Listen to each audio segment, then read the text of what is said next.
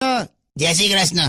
Fresh feel થાય છે? ના ના, એકદમ આમ નોર્મલ જ લાગે છે. બે પૂછતો નથી, હું મારું કહું છું, મને ફ્રેશ ફીલ થાય છે. લે આ પેંડો ખા. એટલે ફ્રેશ ફીલ થાય? ના ના, ખા તો ખરો. શેના છે? માવાના. બે એવું નહીં, એટલે શેના માટે વેચો છો? તારા કાકાએ છે ને એમના ભત્રીજાને પ્રેગ્નેન્ટ કરી દીધો. શું બોલે છે? કઈ ભાન પડે તને? પ્રેગ્નેન્ટ નહીં લી, નોકરીમાં કાયમી થાય એને પરમેનન્ટ કહેવાય. હા.